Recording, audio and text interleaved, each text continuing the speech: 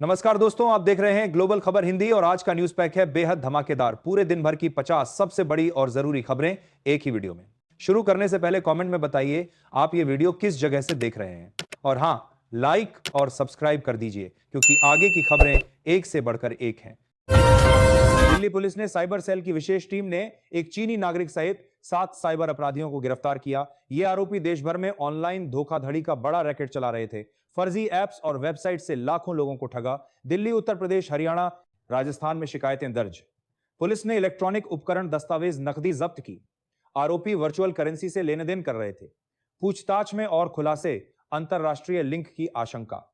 जांच जारी है। प्रधानमंत्री नरेंद्र मोदी कल विकसित भारत युवा नेतृत्व संवाद 2026 के समापन सत्र में शामिल होंगे। राष्ट्रीय युवा दिवस पर 3000 युवाओं से संवाद करेंगे। युवाओं को राष्ट्र निर्माण की प्रेरणा देंगे। कार्यक्रम में प्रभावशाली विचार साझा करेंगे। युवा शक्ति को मजबूत राष्ट्र का इंजन बताया। यह संवाद विकसित भारत के लक्ष्य को प्राप्त करने में महत्वपूर्ण भूमिका निभाएगा। पीएम युवाओं के सुझावों पर अमल का आश्वासन दिया। उत्तर प्रदेश के मुख्यमंत्री योगी आदित्यनाथ जनता दरबार में सख्ती बरत रहे हैं। भूमाफियाओं पर कार्रवाई के निर्देश दिए। पीड़ितों के इलाज में कोई चूक ना हो, इसका आदेश। जनता दरबार में सैकड़ों शिकायतें सुनी। भूमि विवाद और अपराधी तत्वों पर शिकंजा कसा। प्रशासन को तत्काल कार्रवाई के निर्देश दिए। योगी सरकार कानून व्यवस्था को मजबूत बनाने पर जुटी हुई है। इससे प्रदेश में अपराध दर में कमी आई है। उत्तर प्रदेश में 15 जिलों में बारिश, घना कोहरा और बिजली चमकने की चेतावनी जारी। मौसम विभाग ने अलर्ट दिया। ठंड बढ़ने से जनजीवन प्रभावित, यातायात बाधित हो रहा है। किसानों को फसलें बचाने की सलाह। ग्रामीण क्षेत्रों में बिजली आपूर्ति प्रभावित। प्रशासन राहत कार्यों में जुटा। स्कूलों में छुट्टियां बढ़ाई गईं। स्वास्थ्य विभाग को अलर्ट किया गया है। बिहार के रक्सौल में आयकर विभाग ने तड़के 6 ठिकानों पर छापेमारी की। व्यावसायिक और निजी संपत्तियों की तलाशी ली। अफरा तफरी मच गई। नकदी, दस्तावेज और रिकॉर्ड जब्त। जांच में वित्तीय अनियमितताएं सामने आईं। विभाग ने पूछताछ शुरू की। स्थानीय अनियमितताएं, व्यापारियों में हड़कंप। यह कार्रवाई बड़े घोटाले की आशंका से की गई। आगे की कार्रवाई जारी है। बिहार के खगड़िया रिश्वत मामले की आंच सहरसा पहुंची। निगरानी ब्यूरो ने कृष्णानगर में छापा मारा। नकदी, जेवर और कागजात जब्त। रिश्वतखोरी की जांच तेज। आरोपी फरार।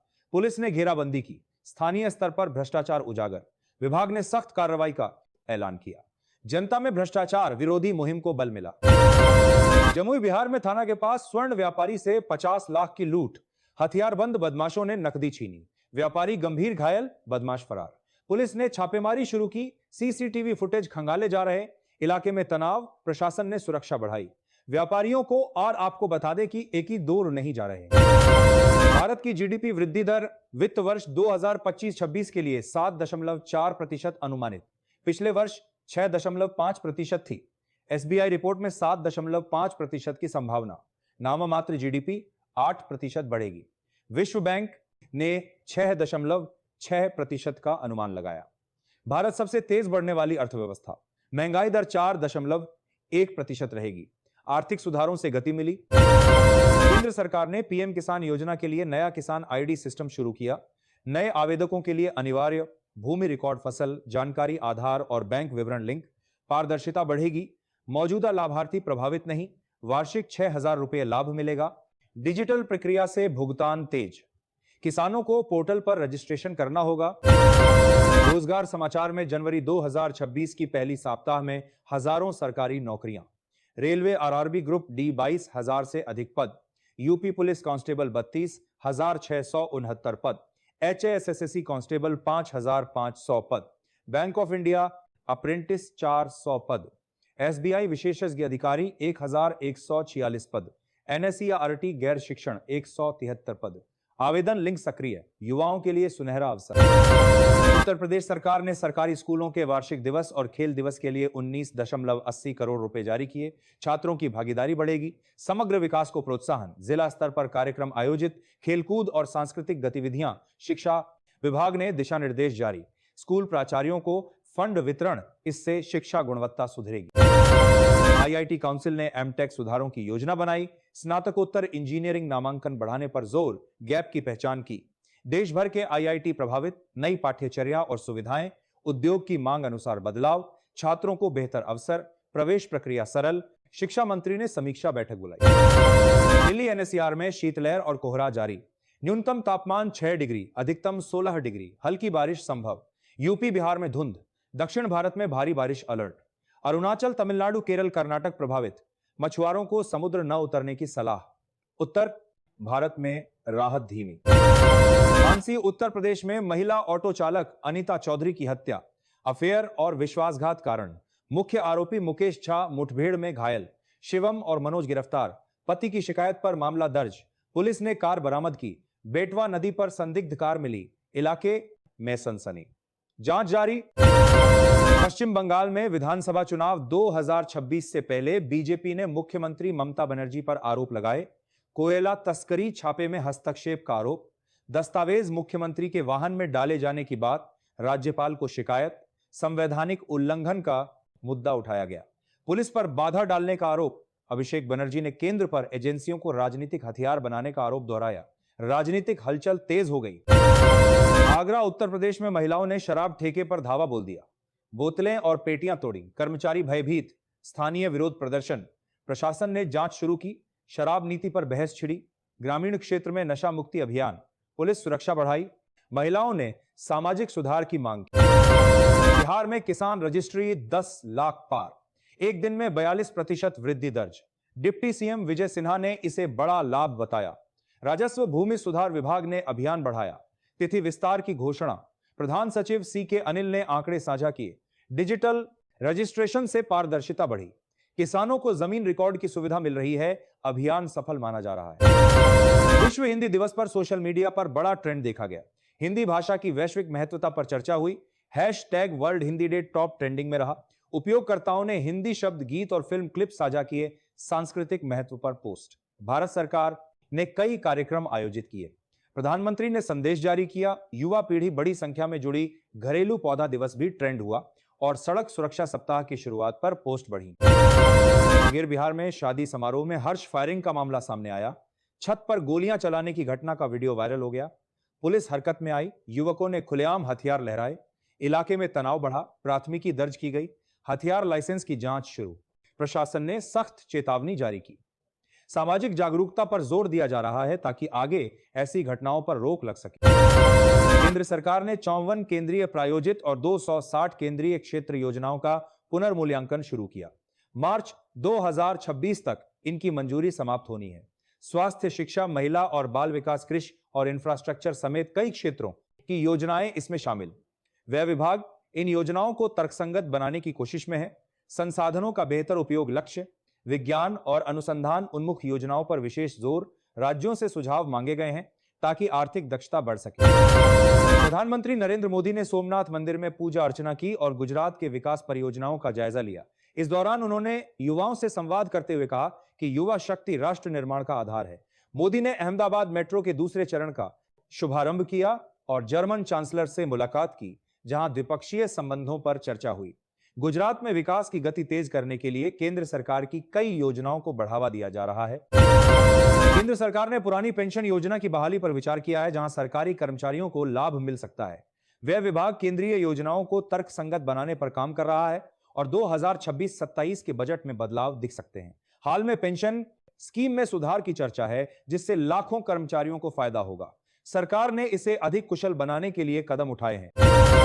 उत्तर प्रदेश में ठंड के कारण कई जिलों में स्कूल बंद कर दिए गए हैं, जहां ऑनलाइन क्लासेस चल रही हैं। मौसम विभाग ने घने कोहरे और ठंडी हवाओं की चेतावनी जारी की है। लखनऊ में मतदाता सूची से नाम हटने से राजनीतिक विवाद बढ़ा है और अखिलेश यादव ने चुनाव आयोग पर सवाल उठाए। राज्य में मुस्लिम बहुल क्षेत्रों में वोटर डिलीट होने से हलचल मची है। भाजपा ने इसे पारदर्शी प्रक्रिया बताया और बूथ स्तर पर जांच कराई जा रही है। बिहार में जदयू ने पूर्व सांसद केसी त्यागी के बयान से दूरी बनाई, जहां उन्होंने नीतीश कुमार को भारत रत्न देने की मांग की थी। पार्टी ने इसे व्यक्तिगत राय बताया और आधिकारिक नहीं माना। जितन राम मांझी ने पीएम मोदी से अपील की, लेकिन कोई फैसला नहीं हुआ। राजनीतिक हलकों में यह मुद्दा चर्चा का विषय बना हुआ है। राज्य में कांग्रेस विधायकों के भाजपा में जाने की अफवाहें हैं, जिससे पार्टी में अंदरूनी कलह बढ़ रही है। राजनीति में नई हलचल मची है, जहां पश्चिम बंगाल में ईडी छापों पर ममता बनर्जी ने राजनीतिक प्रतिशोध बताया। सुप्रीम कोर्ट में कैविएट दाखिल की गई और सीबीआई जांच की मांग हुई। दिल्ली में कांग्रेस विधायकों के भाजपा में जाने की खबरें हैं, जिससे पार्टी में संकट गहराया है। अखिलेश यादव ने यूपी में वोटर लिस्ट पर सवाल उठाए और चुनाव आयोग की निष्पक्षता पर बहस छिड़ी। भाजपा ने इसे साफ सुथरी प्रक्रिया बताया। मौसम विभाग ने उत्तर भारत में ठंड बढ़ने की चेतावनी जारी की, जहां पटना में तापमान 46 से 71 डिग्री फ़ारेनहाइट के बीच रहेगा। घना कोहरा छाया हुआ है और ट्रेनें देरी से चल रही हैं। दक्षिण भारत में भारी बारिश का अलर्ट है, जहां तमिलनाडु, केरल और कर्नाटक प्रभावित हैं। मछुआरों को समुद्र न जाने की सलाह दी गई है। दिल्ली एनसीआर में शीतलहर जारी है और न्यूनतम तापमान 6 डिग्री तक गिर सकता है। भारतीय अर्थव्यवस्था मजबूत बनी हुई है, जहां 2025-26 में जीडीपी वृद्धि 7.4% रहने की उम्मीद है। ट्रंप के टैरिफ के बावजूद विकास दर ऊंची रहेगी। एसबीआई रिपोर्ट में 7.5% की संभावना जताई गई है। नाममात्र मात्र जीडीपी 8% बढ़ सकती है। विश्व बैंक ने 6.6% का अनुमान लगाया है। महंगाई दर नियंत्रण में है और आर्थिक सुधारों से गति मिल रही है। शिक्षा मंत्रालय ने नई फेलोशिप स्कीम की घोषणा की, जहां भारतीय छात्रों को अंतरराष्ट्रीय अवसर मिलेंगे। स्कूल असेंबली में राष्ट्रीय और वैश्विक खबरें शामिल की जा रही हैं। दिल्ली और यूपी में ठंड से स्कूल बंद हैं और ऑनलाइन शिक्षा जारी है। आईआईटी काउंसिल ने एमटेक सुधारों की योजना बनाई, जहां नामांकन बढ़ाने पर जोर है। उद्योग की मांग अनुसार पाठ्यक्रम बदले जाएंगे। रोजगार के क्षेत्र में बड़े अवसर निकले हैं, जहां एसबीआई विशेषज्ञ अधिकारी के 1146 पदों पर भर्ती हो रही है। रेलवे में 22,000 से अधिक पद खाली हैं और यूपी पुलिस में 32,669 कांस्टेबल भर्तियां हैं। पुरानी पेंशन योजना पर अपडेट आया है और कर्मचारियों को लाभ मिल सकता है। उत्तर प्रदेश में 1 लाख नौकरियां देने की योजना है। आवेदन लिंक सक्रिय हैं और युवाओं को तैयारी करने की सलाह दी गई है। अपराध की खबरों में दिल्ली में 3 भाइयों को पुरानी रंजिश में हत्या के लिए गिरफ्तार किया गया। शालीमार बाग में महिला की गोली मारकर हत्या हुई, जो पति के मर्डर से जुड़ी है। मुंबई में महिला ने दोस्त की हत्या कर शव को क्षत विक्षत किया। पुलिस जांच कर रही है और सुरक्षा पर सवाल उठ रहे हैं। बिहार में ठगी के कई गिरोह पकड़े गए हैं। अंतरराष्ट्रीय घटनाओं में अमेरिकी सेना ने वेनेजुएला के राष्ट्रपति मदुरो को गिरफ्तार किया, जिससे तनाव बढ़ा। ट्रंप ने इसे आसान फैसला बताया, जबकि रूस और चीन ने निंदा की। ईरान में विरोध प्रदर्शन तेज हैं, जहां 45 लोग मारे गए और इंटरनेट ब्लैकआउट है। पाकिस्तान ने इजरायल पर आरोप लगाए। सोशल मीडिया पर विश्व हिंदी दिवस ट्रेंडिंग में रहा, जहां उपयोगकर्ताओं ने हिंदी गीत और क्लिप साझा किए। हैशटैग टॉप पर रहा और सरकार ने कार्यक्रम आयोजित किए। घरेलू पौधा दिवस और सड़क सुरक्षा सप्ताह पर पोस्ट बढ़े। युवा पीढ़ी बड़ी संख्या में जुड़ी। एक्स पर स्पोर्ट्स अपडेट वायरल हो रहे हैं। प्रधानमंत्री मोदी ने एआई स्टार्टअप से राउंड टेबल में बात की, जहां भारत एआई इंपैक्ट समिट 2026 की तैयारी कर रहा है। उन्होंने युवा उद्यमियों को प्रोत्साहित किया कि वे नवाचार से देश को आगे बढ़ाएं। कार्यक्रम में प्रमुख स्टार्टअप्स शामिल हुए और विकास पर चर्चा हुई। मोदी ने एआई को विकास का इंजन बताया। केंद्र सरकार ने छोटी बचत योजनाओं के ब्याज दरों में बदलाव किया, जहां जनवरी से मार्च 2026 तक दरें तय हैं। पीएम किसान योजना में नए आवेदकों के लिए किसान आईडी अनिवार्य है। यह 1 जनवरी से लागू है और किसानों को लाभ पहुंचाएगा। डिजिटल प्रक्रिया से भुगतान तेज होगा। उत्तर प्रदेश में गाजियाबाद और गौतम बुद्ध नगर में ठंड से कक्षा 8 तक स्कूल बंद हैं। मौसम विभाग ने कोहरे की चेतावनी दी। लखनऊ में आग से 4 साल की बच्ची की मौत हुई। राज्य में ओलावृष्टि और बारिश से जनजीवन प्रभावित है। प्रशासन राहत कार्यों में जुटा है। बिहार में किसान आईडी रजिस्ट्रेशन 10 लाख पार हो गया, जहां एक दिन में 42% वृद्धि दर्ज हुई। डिप्टी सीएम ने इसे बड़ा लाभ बताया।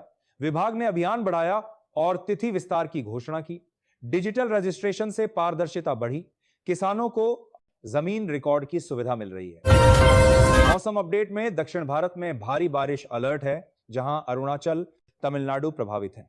उत्तर में ठंड बढ़ रही है और राहत धीमी है। दिल्ली में न्यूनतम तापमान 6 डिग्री। यूपी बिहार में धुंध से यातायात बाधित। मौसम विभाग ने सावधानी बरतने की सलाह दी है। भारत यूरोपीय संघ एफटीए पर प्रगति हुई, जहां ब्रुसेल्स में वार्ता सकारात्मक रही। कार्बन टैक्स और बाजार पहुंच जैसे मुद्दे बाकी हैं। समझौता व्यापार बढ़ाएगा। अर्थव्यवस्था में कम मुद्रास्फीति से विकास को सहारा मिल रहा है। मोदी सलाहकार ने इसे मजबूत बताया। शिक्षा में नई स्कॉलरशिप की घोषणा हुई, जहां जनवरी 10 को आवेदन शुरू हैं। ठंड से कई जिलों में स्कूल बंद हैं और ऑनलाइन क्लासेस चल रही हैं। छात्रों को मौजूदा घटनाओं से अवगत कराया जा रहा है। आईआईटी में स्नातकोत्तर नामांकन बढ़ाने पर जोर है। दिल्ली में 4 साल की बच्ची की बलात्कार और हत्या का मामला उजागर हुआ, जहां आरोपी को गिरफ्तार किया गया। पुलिस ने इलेक्ट्रॉनिक उपकरण जब्त किए। मुंबई में हत्या के कई मामले सामने आए। सुरक्षा पर सवाल उठ रहे हैं और जांच तेज की गई है।